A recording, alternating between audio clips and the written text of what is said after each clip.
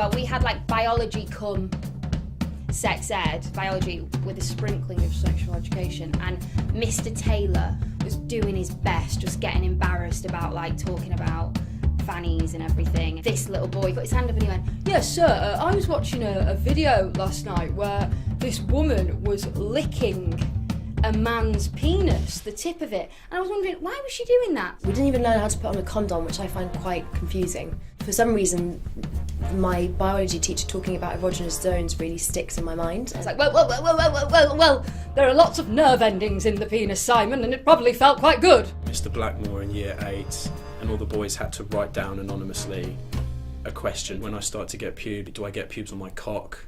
And I remember him saying, no, you get pubes on your balls, not actually on the shaft or the head. But I grew up in Scotland, yeah, where everybody's just getting it in from early, like 8 years old. And it was very thorough. We covered a lot of bases. When will my balls drop? I have hair in my bum. I do remember there was a boy at my first high school that believed girls could get pregnant by giving blowjobs. Now, he was old enough to know better.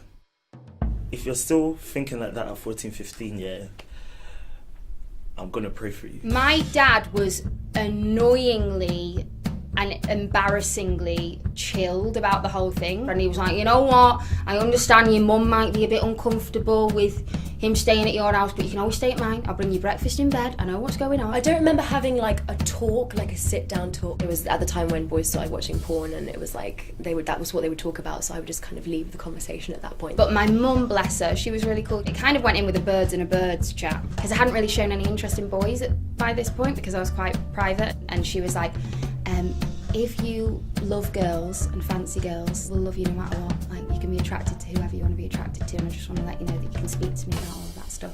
The worst thing about puberty is, it's just everything.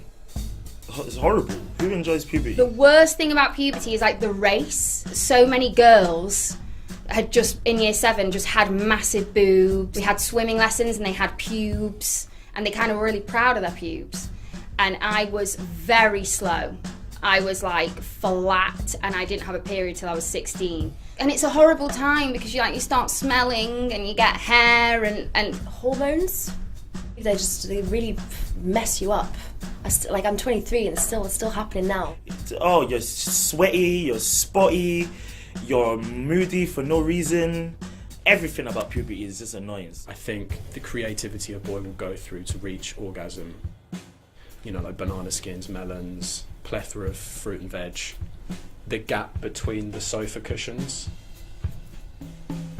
this here.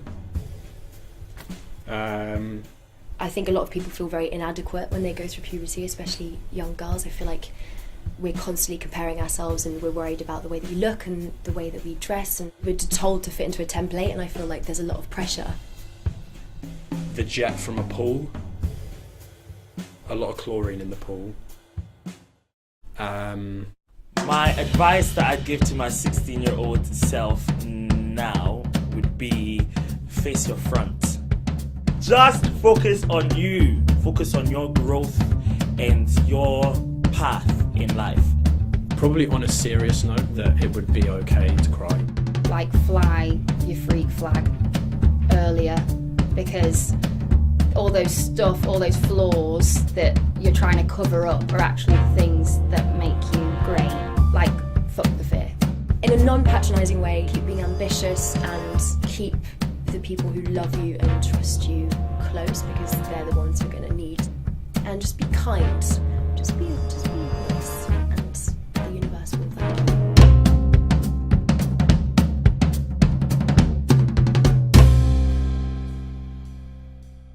That's enough things if you Good.